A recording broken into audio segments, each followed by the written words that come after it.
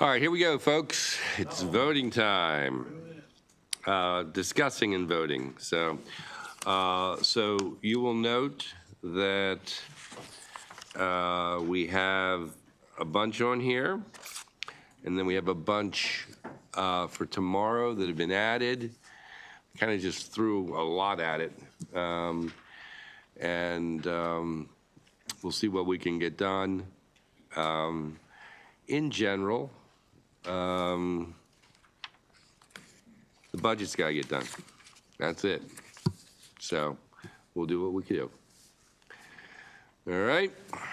Number one, 200. Let's learn about this. This one should be easy to start with. Good, I like easy.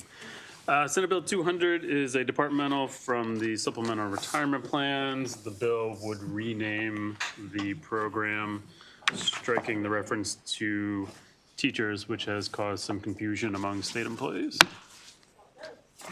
Okay, all those in favor? Opposed? Okay, give me a little enthusiasm, just anything. Just some movement, know that you're breathing out there. Yeah. It renames something. It's renaming the supplemental. It just renames, yep. All right, let's see if we got a tougher one. Might, floor leader, oh, that's pensions, right? Yep. Okay.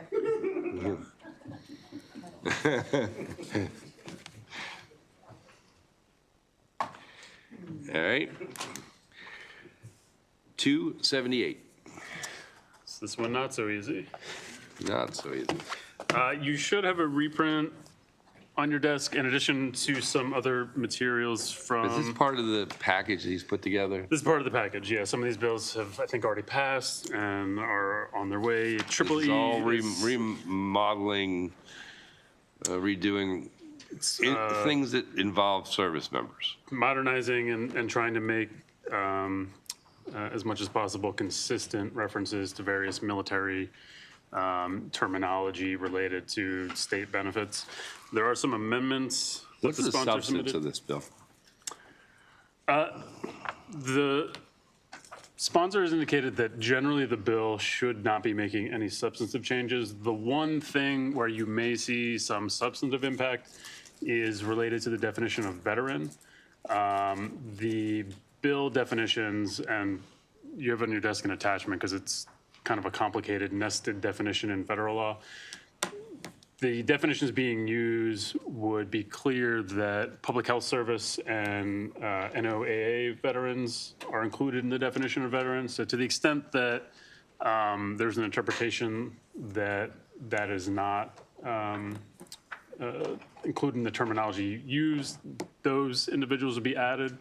The fiscal note mentions that there's not a lot of those that have been identified, individuals from those two branches relative to the other services. And so generally that is affected through a use of terminology saying uniformed services rather than armed services.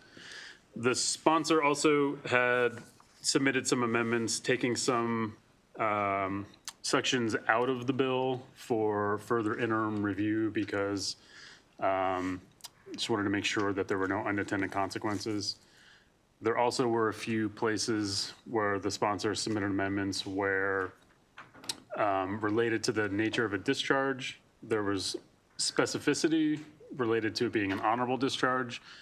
And so in the interest of not making substantive changes, the sponsor was striking those changes in the bill. Generally, the definition being used for veteran, it's somebody who's discharged other than dishonorable. And so in places where it specifies honorable, that's could potentially be a substantive difference.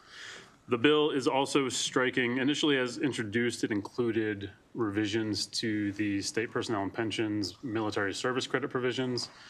The pension system, as asked, and the sponsor included striking that from the bill. They're gonna look at that over the interim just so that there's no unintended consequences, because with pension benefits, it's once the decision's been made, you can't unwind or rectify that. So they just want to make sure everything is working clear. And they'll, after that review, if needed, they'll come to the joint committee next interim with recommendations. And then there were a few provisions related to property tax benefits that were being taken out by the amendments. These are authorizing provisions related to disabled veteran and local tax credits. The sponsor suggested striking those from the bill to look at more closely over the interim because of the nature of those provisions and how they're addressing disability, so that as introduced, potentially would have been substantive changes to those provisions. So those are being taken out of the bill for further review over the interim. So in other words, you took out a lot of stuff out of this bill, and all that's in the bill is the definition. Yes, for the most part, the bill that you have before you as amended with the amendments submitted by Senator Simon Ayer are making the definitions updated and consistent Yep. throughout the code. And then just that one tweak on the Public Health Service and National Oceanic. Yep. Okay. Senator Jackson? I'll make the motion, but I also wanted to, I think those are two bills that are on this list, or two other like almost 30 bills that the senator had that, as I was chair of the Veterans Caucus, I think he missed me on a couple of phone calls, or I dodged him on a couple of phone calls. But if we could do a sponsorship as well, I'd like to jump on. Okay. Anybody wants to be a sponsor? Defining veterans? I suppose everybody is. Yeah. Everybody, plus all B&T, Just who aren't already clarifying, on. it makes a difference. No. No, because what it does, if I might, what it does is part of the bill groups in the uniform services versus just the armed services. So we've had the NOAA folks, so we've had the public health folks who are now classified, falling. I'm talking about tax relief in the title. That's what, There's a component in the bill that talks about tax. I thought that was. Is there? I thought that's not it. It's not directly providing benefits there. It's that function of the definition between armed services and uniform services. Uniform services includes public health and national oceanic. So to the extent they were interpreted as not qualifying, this would make them eligible. Okay. All those in favor, as amended? Completely amended. Completely amended, so the Yep. amendments in the reprint plus all B&T? Yep. Okay. And then this will go to triple E, they are secondary. Okay. 327.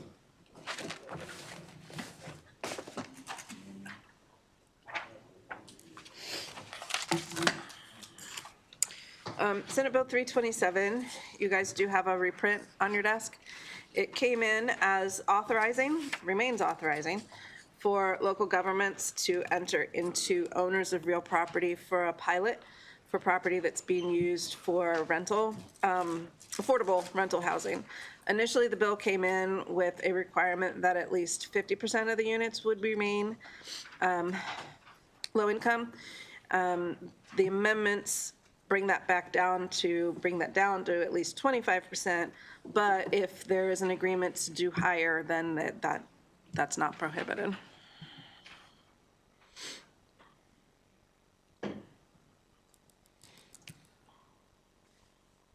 You have to do that again for me, real quick. Okay. So it's a payment in lieu of taxes. Yep. Okay. So it would be for real property that's used as rental housing, but Yeah. as affordable housing units, Yep. which is defined in current law up above. So it's everywhere across the state, Yep. and a developer builder comes in and says, it's all new? It just says the owner of real property and the Doesn't have to governing be body. old, it can be any kind of property. How many units do you have? It doesn't say.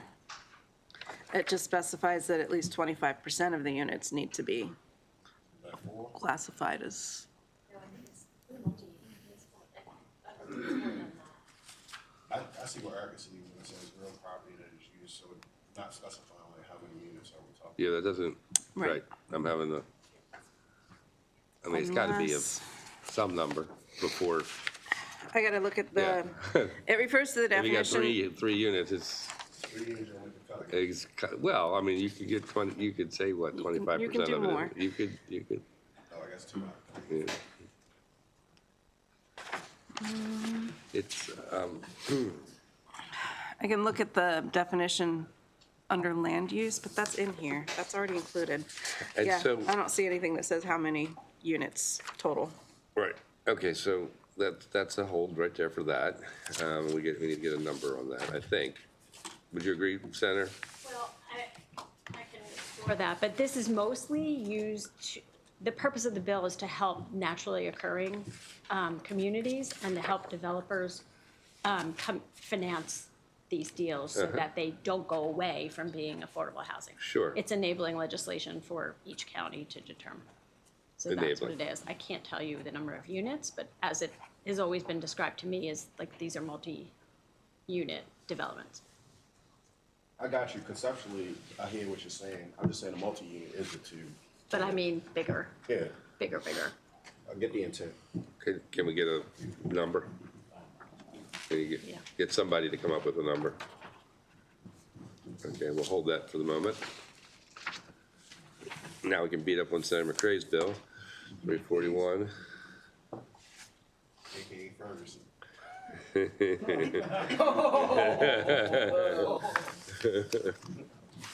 Either way. Senate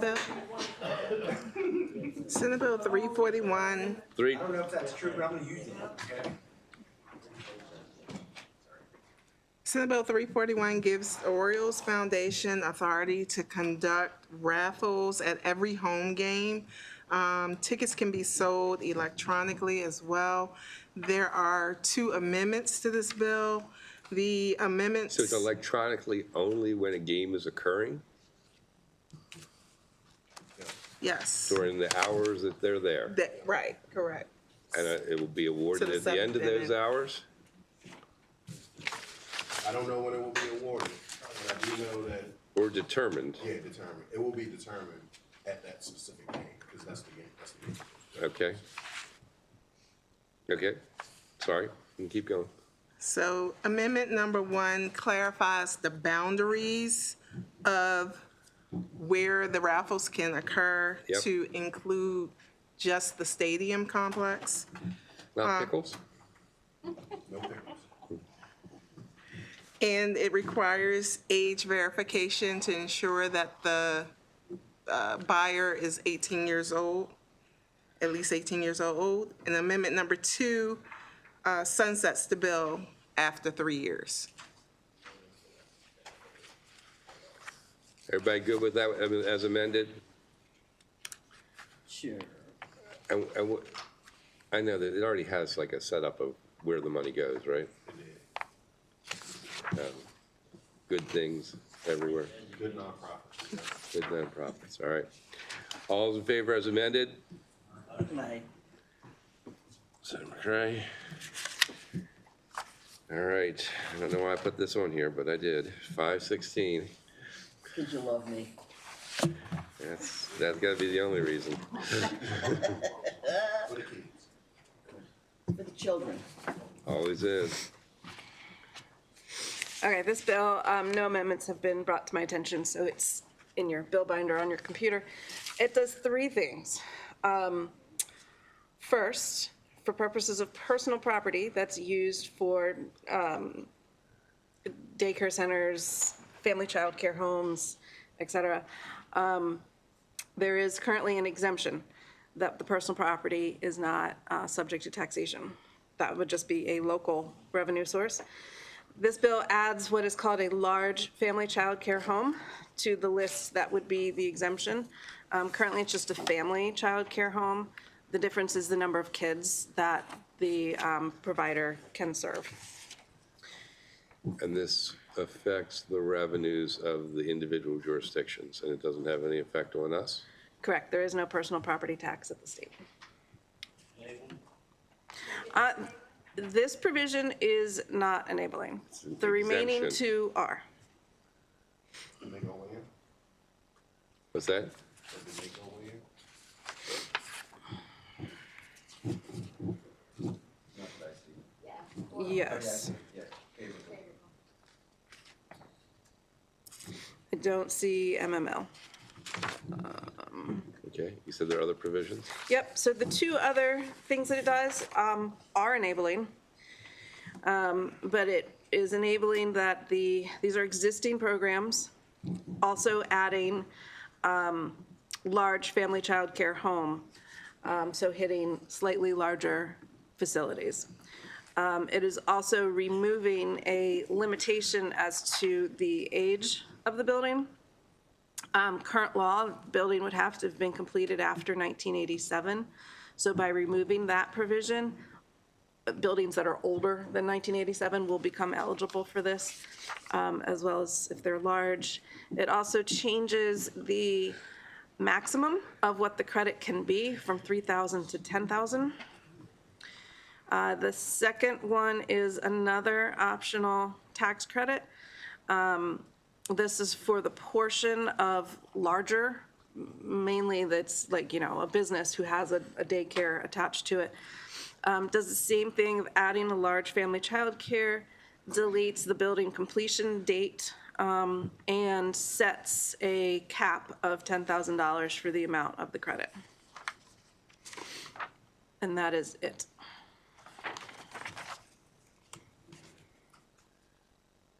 Okay, Look at JV's face. for the children. All right. All those in favor? Oh, yeah. Babies. I'd like to go on, too.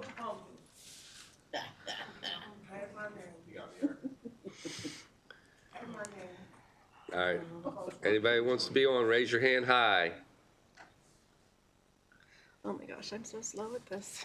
Everybody, little pumpkin. Is that party lines? For the babies. I'm with the Republicans. Oh, we got another song up now. Well, now Stallings is up. I was gonna vote with my colleagues on the other side on that one. So not you. Is an exemption. Yes. Can we change the title, property tax exemptions, instead of property tax? Because it does both. It's exemptions and credits. It's exemptions and credits. So it's exemptions and credits. It's one exemption and two credits. Or, right. So I'm adding Senators McCray, Benson, Hedelman, Zucker, Jackson, and Salling. Right, and Young. Okay. All right. No Moss. God, I'm crazy about you guys. I don't know how you come up with a different one every couple days. It's just unbelievable. Okay, back on the 327. You need to vote the other one. Would you vote what other one? This one. Oh, all in favor of that? I thought we voted for everything. Well, it just, All's in favor? Aye. Opposed? Okay, unanimous. okay. All right, 327, back to that. The answer is there's no minimum or maximum, it's up to the local jurisdiction.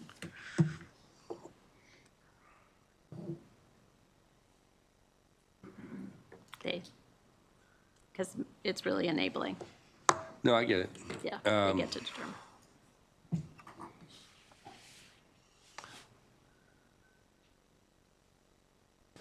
I guess they'll know what they're doing. Okay. All those in favor of 327, as we amended it before, right? As amended previously. All right? All in favor? Aye. Opposed?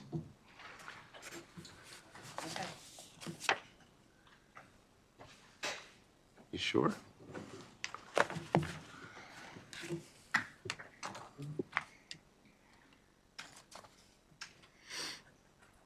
How do people?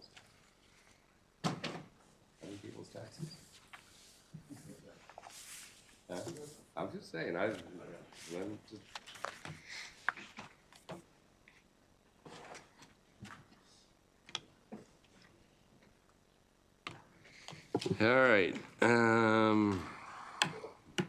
550. Okay, this is a local one. You do have a letter from Baltimore City. The amendment that they voted in favorable of is in a reprint on your desk. This is an optional choice for the city to essentially set a special rate for certain property that's vacant. The amendments on page 2 require that it would have been vacant and not received a significant improvement for at least 5 years instead of the original 2. And then authorizes the city to define what a significant improvement is. And then on page 3, the amendments just carry forward to another provision of law to maintain that same 5 consecutive taxable years. And lines 12 through 14 say that that special rate can't exceed 10 times the current rate for other property.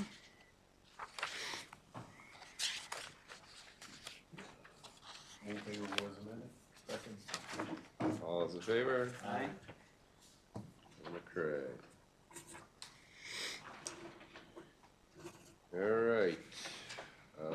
572, Anne Arundel County. So this one is also for Anne Arundel County. You do have a local letter, and there's also a reprint. This one has to do with granting exemptions against development impact fees for certain types of construction and development projects that are outlined on page 1 of it. For, again, affordable housing type procedures.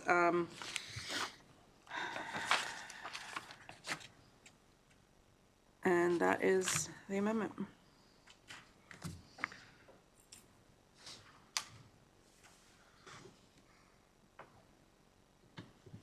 It stops from, it stops from granting exemptions? Sorry, did I say that? I don't think I did. Anyway, so current law is that the county council can obviously do development impact fees. Yep. But then also at the same time, they currently have the power to grant exemptions from those fees Okay, for certain circumstances. okay, So current law, they can do it for nonprofit entities that have been in existence for 3 years. okay, This adds a group of other projects that the county can also give an exemption to these additional types of projects. One is a moderately priced dwelling unit, an accessory dwelling unit, workforce I got it. housing, I got it. and school. Okay, so reuse. this is, they got a letter, we got a letter. You do have a letter. Move favorable. All those in favor? Aye. Okay. That'll be Rosa Pep. You really want to represent San Ramon County? I know. Birds of me. I understand, now I'm fine. Yeah, we have yet to see the real burdens. We will see that soon enough. All right, 596. All right, Senate Bill 596 is local for Washington County. You do have a letter for this one. It basically expands a current or alters the eligibility criteria for an existing property tax credit for real property that's for new or expanding businesses. So some of the changes are related to, it would also apply for renovating, not just new or expanded, but also renovated premises. It alters the number of positions that need to be created by the business in both the existing business concept and the new business concept. And it alters the value of the credit by spreading it out through 15 taxable years, so that by taxable year 16, the credit is worth 0. So it phases out over a longer period of time under these amendments. Senator Corrigan.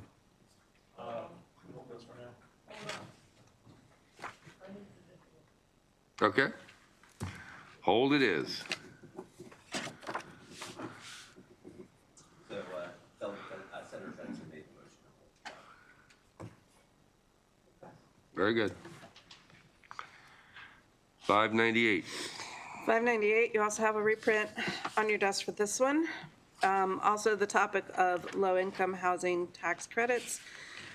What the amendment does, this is the one that dealt with how the value of this property would be established.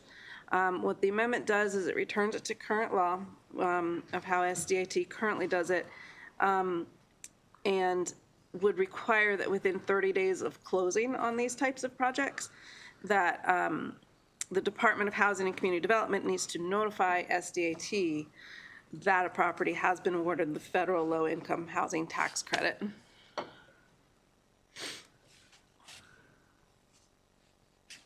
What's the importance of this? Valuation and communication between SDAT and the developers.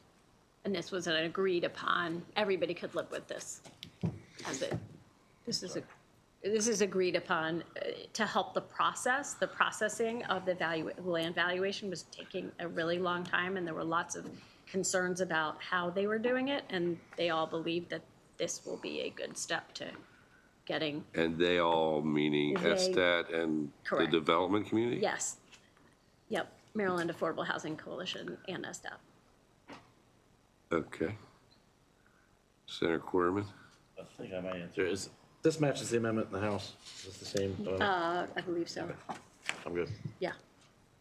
I mean, we're coordinating, so we Yeah, should. it looks like it. from what I looked at it. Okay, as amended, everyone good with this? Yes. Opposed? Unanimous. Edelman.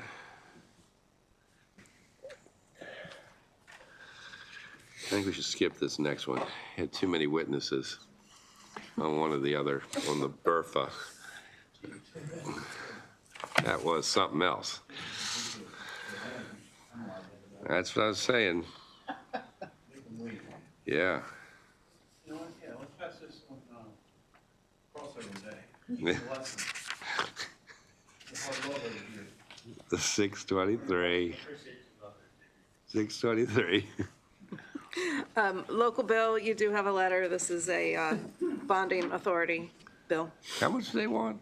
71 million. Oh, my gosh. All right.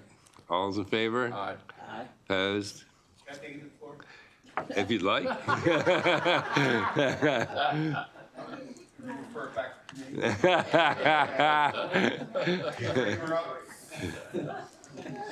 Well, on second thought, I think we should let Senator Bailey do it. Thank you for that, Mr. Chair. I do, you know, they did ask For considerably more money than that, so we cut them down to 71. Yeah. You did inform me of that. I appreciate your diligence and being a good steward of everybody's money. 639.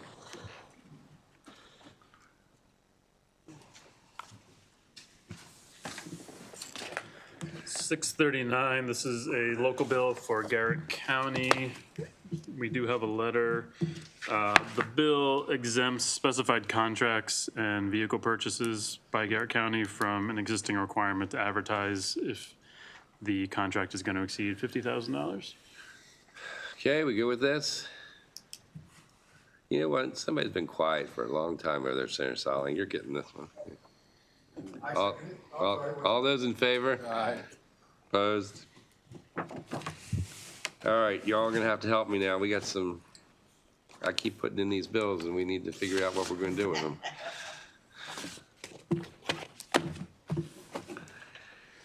Six. 666.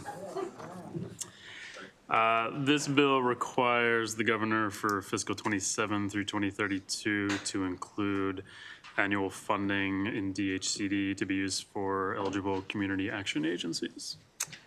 Yeah, what did we do? How much? So in '27 and '28, it requires 500,000.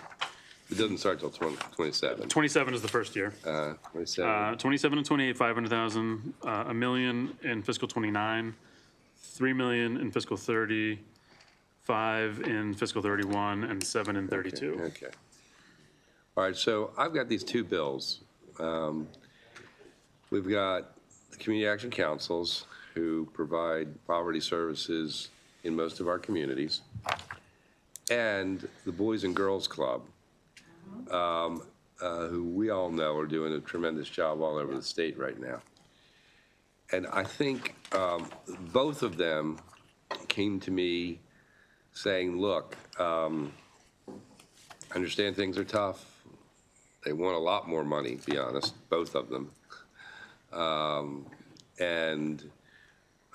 But it's obviously a tough year to do it, but they also value the fact that they get in to the program, right? That they're recognized and have some possibility of a continuing stream. So this is the context of what this is.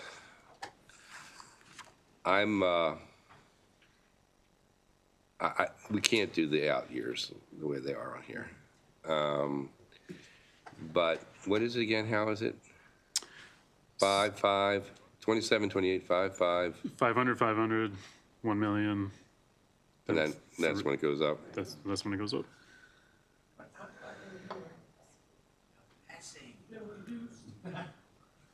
Say it again. 500,000 in fiscal 27 and 28.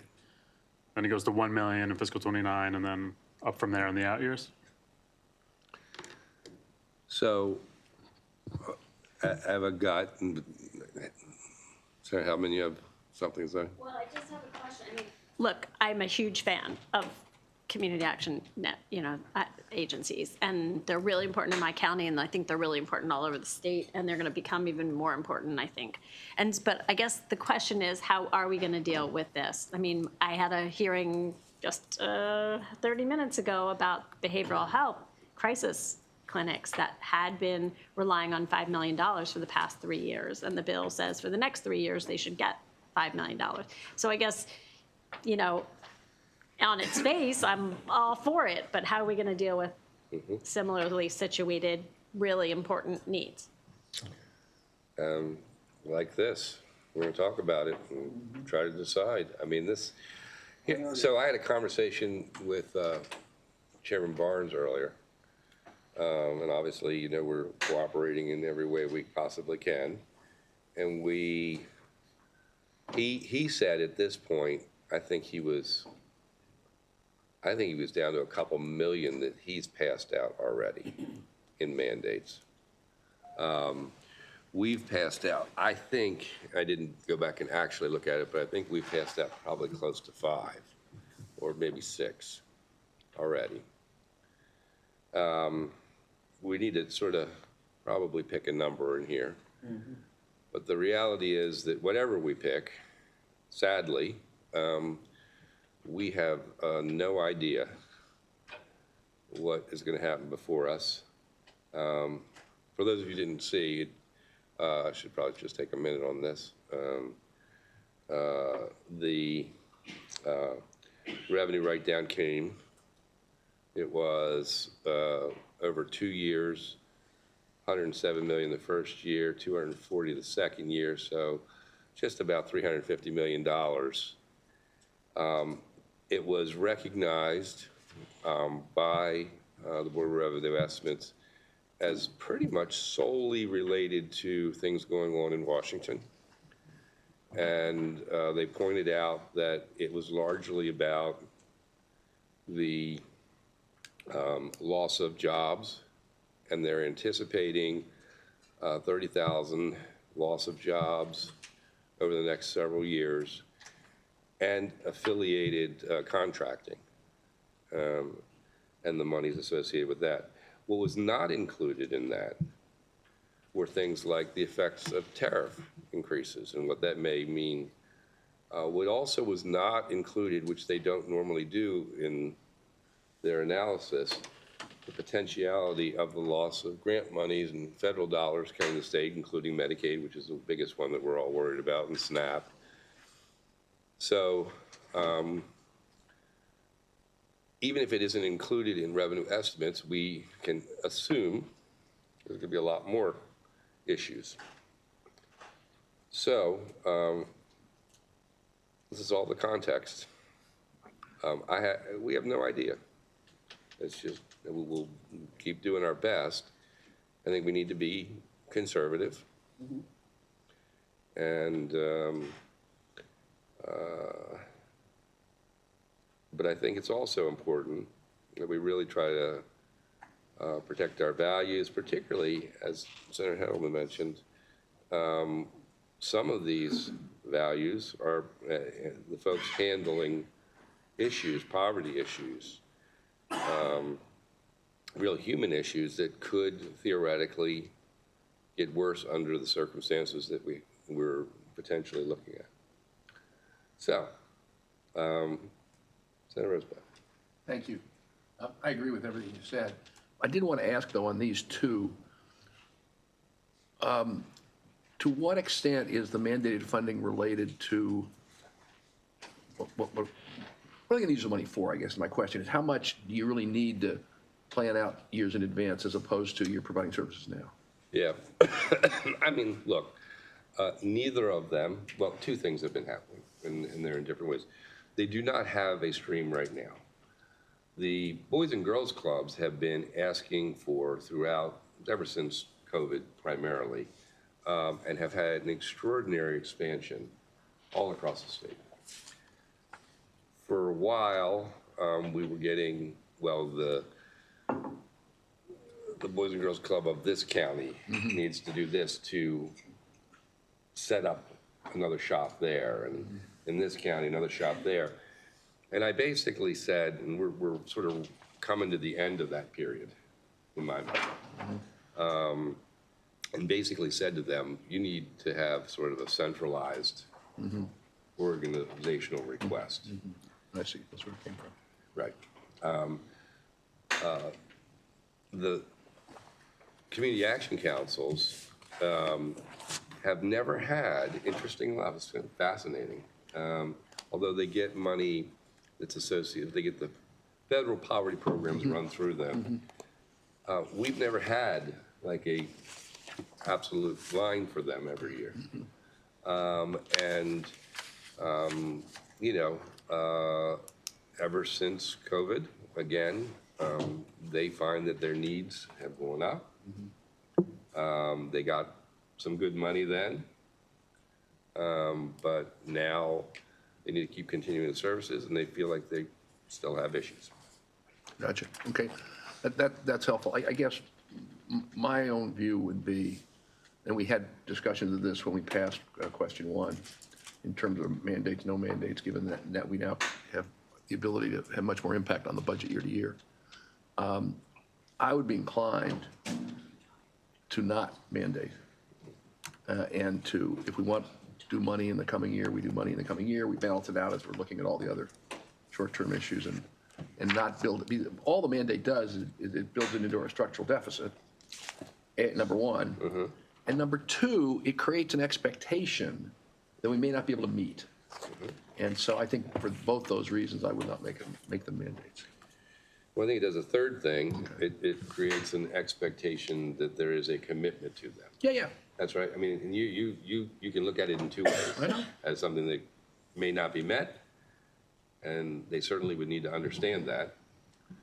But it's also an expectation that they rank as far as the legislature is concerned. So it's a tricky one.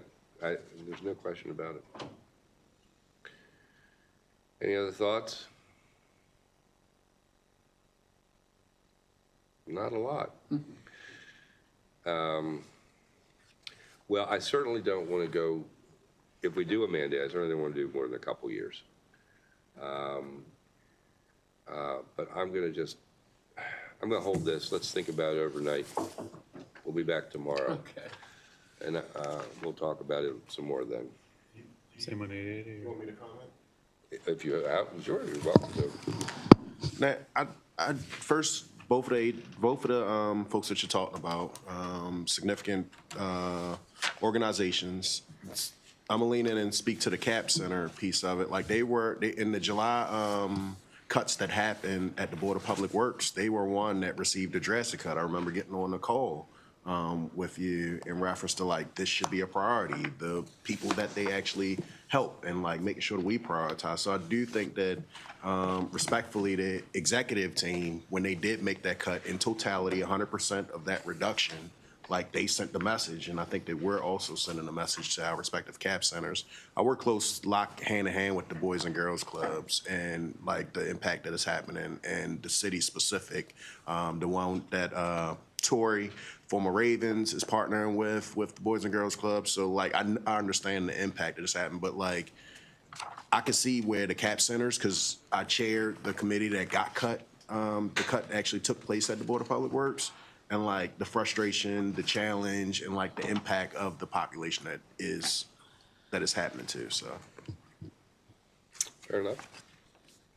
Okay, we're still gonna hold it until tomorrow. We'll have the discussion again. Yeah, Senator Bailey. I mean, I can tell you, I understand the struggle that we're all facing here. I'm in the situation of getting, thanks to Senator Jackson, we're in a situation of getting our first Boys and Girls Club, right? A big building. We're working it out with the county. We've got a lot of things underway, and I really think that that's something, and they're not going to charge the children. We have up to 150 kids a day in this facility, and we're moving forward, and it really is a big deal. But when I look at mandates of, of some of these figures, and, not to go back to that long hearing that we lived the other day, right? But when I see what some of the farmers are, facing their cuts, right? But where they turn their money around 5 times the money we're using them to go to a lot of programs, I do, have some reservations about some of these mandates, and especially pushing it out in years to come where we don't know what the impacts are going to be, in the next 2 years. Okay. All right, let's move on to 693. 693, this is Joint Committee on Pension legislation, came out of the subcommittee. This is dealing with reemployment earnings offsets and exemptions. Generally, under the various state pension systems, if a retiree's average final compensation was less than $25,000 at the time of retirement, they would not be subject to a reemployed retiree earnings offset. Over the years, this was set, I think, about 10, maybe a little more years ago. So the proposal of the Joint Committee, which was adopted, was to update that amount and additionally add the same exemption for certain disability offsets that were not included in current law. The bill is introduced. Instead of upping it to a certain dollar amount, it references that exemption amount will be tied to the minimum state salary from the preceding January 1. The offsets are determined on calendar year basis. So that is what the bill does. So over time, shouldn't have to come back. It'll just always be tied to that minimum state salary amount. So as that increases, the threshold for the exemption would also equally increase. No amendments.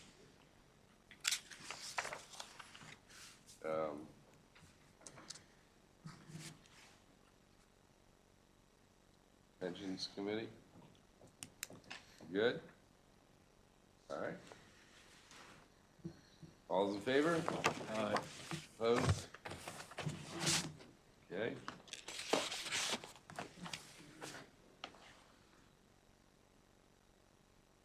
$698.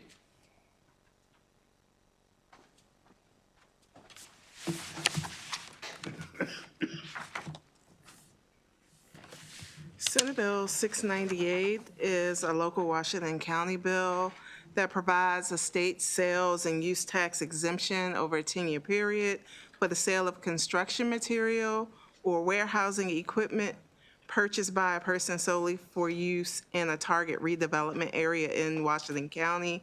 And it is intended to revitalize the Mount Etna Technology Park. We do have a letter from the delegation in support. Questions? All those in favor? Aye. Opposed? Foreman. 706. Senate Bill 706. This bill requires the Secretary of Health to conduct a prevalence study to measure problems in person gambling as well as for mobile gambling in Maryland. The initial study on mobile gambling is to be completed before July 1, 2030. The bill also allocates an additional 1% of the proceeds from a fantasy composition operator to the commission. Part of it is paid to the blueprint, and then the other portion of that, which is estimated to be about $6 million, is paid to the Problem Gambling Fund.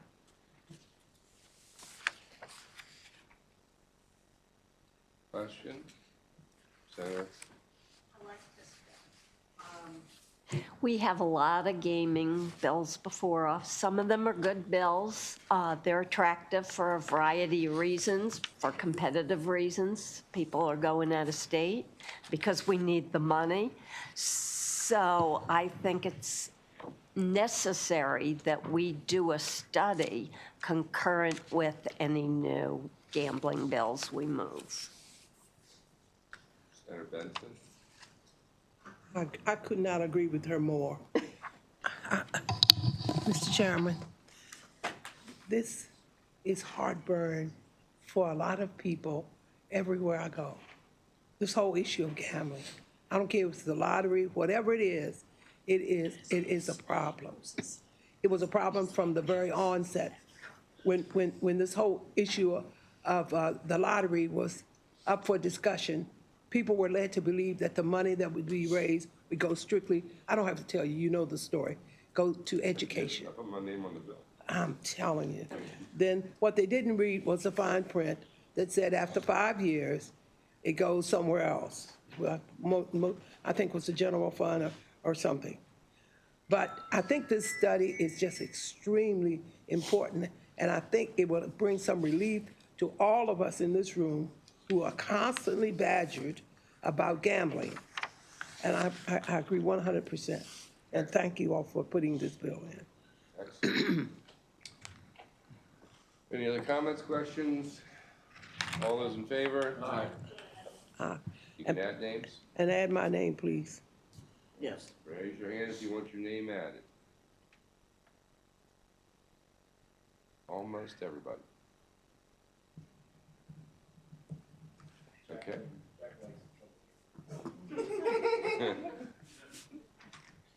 I have everyone but Bailey. Yes.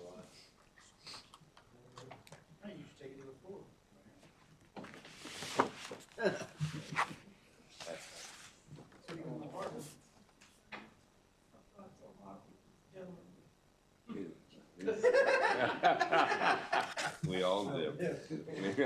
It's a struggle. Okay. I think you need something a little firmer.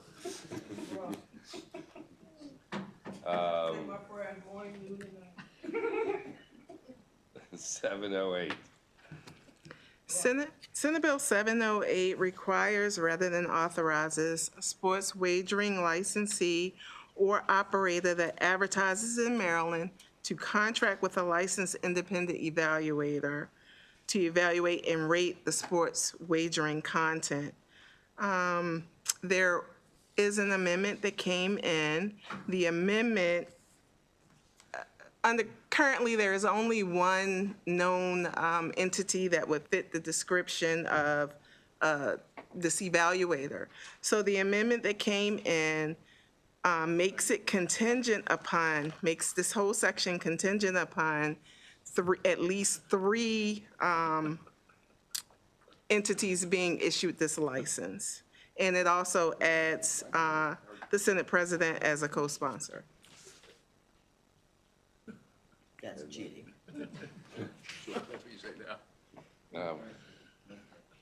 Move favorable. Any other questions, comments? All's in favor? Aye. Opposed? Okay. All right. 7:30.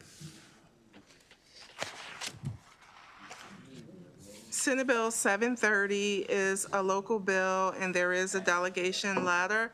The bill repeals the Charles County Gaming Permit Review Board and clarifies that the county attorney is required to review gaming permit applications. Move favorable. Letter and everything. Yes, we have a letter. Second. All in favor? Aye. Opposed? Senator Jackson.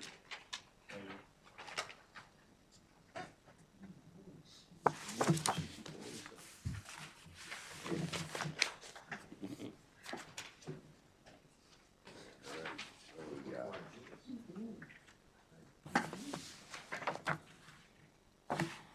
774.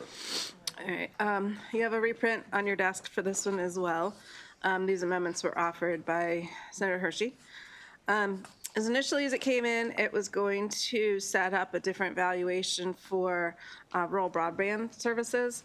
The amendments would shift the entire bill to be an optional payment in lieu of taxes agreement at the local, at the county level, with the standard, agreement on page 3 of the amount that it will be, and any other exemptions or agreements between the entities. Okay. Questions? Everybody's good? All is in favor? Aye. Opposed? Senator Zucker. Let's do 862.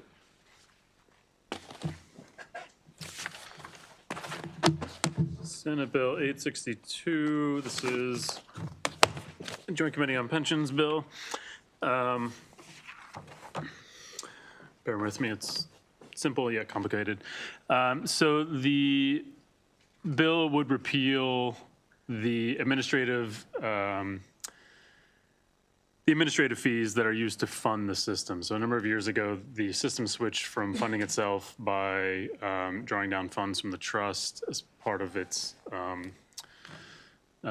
expenses to charging each participating employer a per member fee. So the agency's budget was determined and then divvied up amongst all the participating employers to then charge and pay a fee to fund the operations of the system.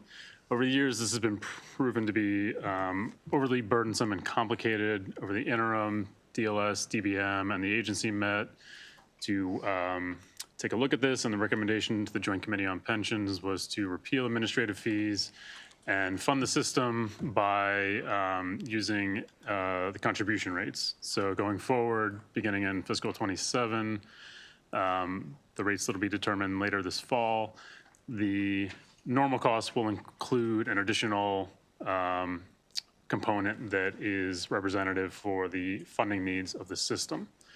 So the bill takes effect June 1st, so that it would be effective for next year. Also, the state's admin fees are typically paid on July 1, so the June 1st effective date takes care of that. However, with the June 1st effective date, an issue came up, and so you have a reprint on your desk.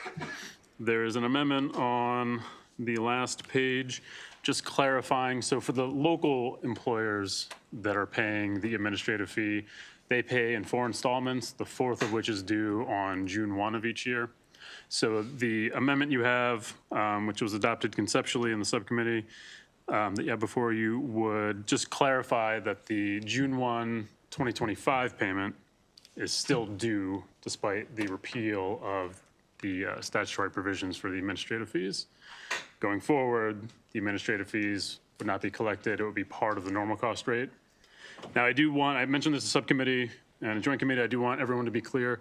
Every year you get information about the local teacher normal cost rate, which is the cost that the local employers are responsible for paying. As a result of this bill, that will go up a little bit to reflect the operational funding component in the normal cost. However, those local employers will no longer be paying the administrative fees. So the net result should be no net increase related to this bill. The only increase that would be experienced would just be the natural growth of the agency's budget being distributed amongst everyone along the rates. So I just want to make sure everyone aware, it will look like there's additional costs, but it's just the cost moving from administrative fees over into the contribution rates that everybody pays. There were a few other technical corrections. On page 8, the effective date, the system just requested that instead of saying that for fiscal year 2027, it'll be funded through the rates that it say for fiscal year 2027 and each fiscal year thereafter.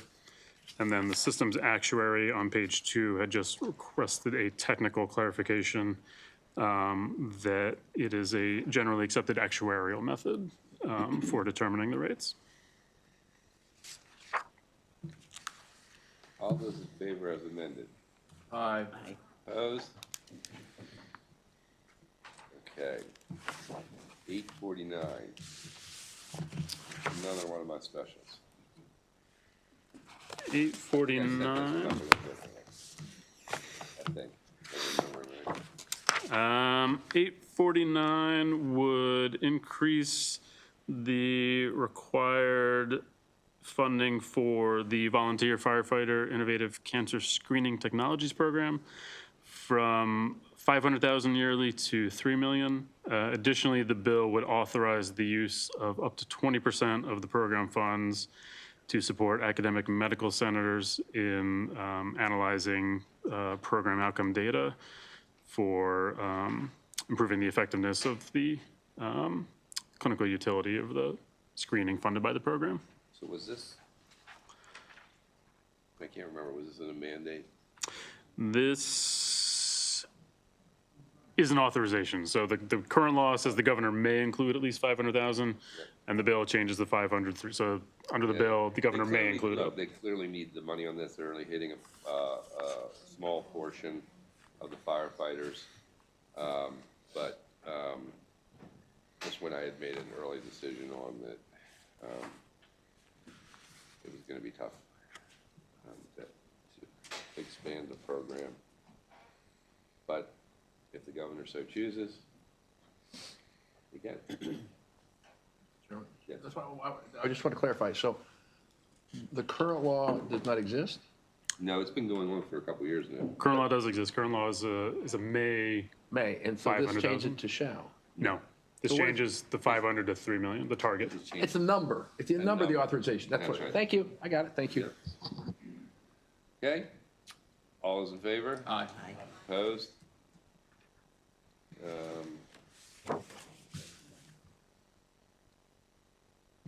Dare I say who likes the firefighters? I like You like them?